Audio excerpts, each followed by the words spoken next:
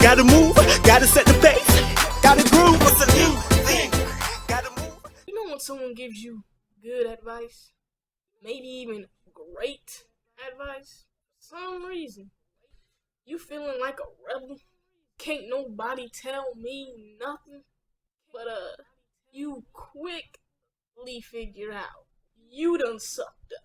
But you can't let them know that. Cause if they're anything like the people I know, they ain't gonna let you live it down.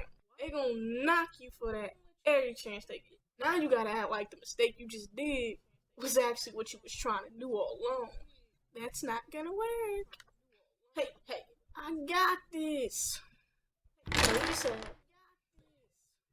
Hey, this is how I do things, alright? Yeah, I remember my first piece of good advice too. I was like 3 or 4 years old, and it's just me and my mom at home one morning. She's ironing clothes. I'm sitting there playing G.I. Joes. When you're playing with like action figures, dolls, whatever you want to play with, like the whole room becomes like your own imaginative world. Don't act like you ain't never done it. I was having my 2 G.I. Joe dudes fight, and they was fighting everywhere.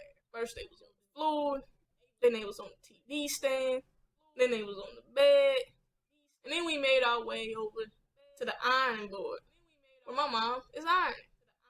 I was gonna have one of my G.I. Joe dudes run up the iron and do this like backflip, takedown, flying, fist type move, you know. And before I could do so, my mom slaps my hand and is like, "Don't touch that." And you know when you get hit, you kind of get defensive. You feel me? I wasn't gonna like hit my mom back, cause you know I didn't want to end up on an episode of Unsolved Mysteries. You feel me? That's just, you know, my mom. You feel me? If I ever did something like that, and I know other parents. You feel me? They alright with that. Like I remember one time I was driving down the highway. I'm at this stoplight, and I literally look out my window and I see this kid hitting his mom with a hamper, yo, in the back seat, thrusting this hamper in the back of her head, yo.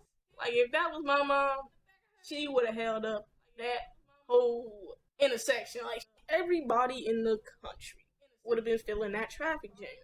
They would have had everybody out there trying to break this issue.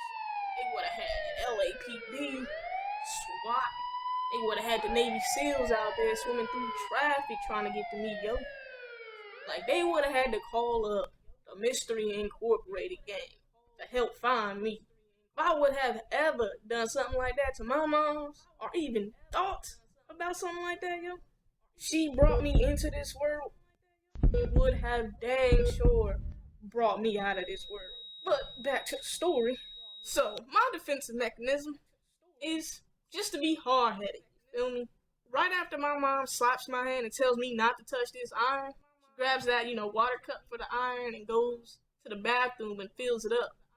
As she's walking out the room, I'm watching her, because her room is like literally right across from the bathroom. And as I'm standing there, after just getting hit, I decide to use my defensive mechanism, to use my 3 to 4 year old brain to ignore some good advice and just be an idiot. I was like, yo, I'll touch it if I want to touch it. And I immediately proceed to touch this iron.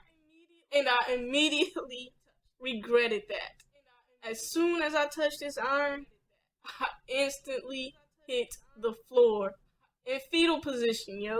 I am rolling around on the ground, holding my finger, trying to act like this issue don't hurt right now.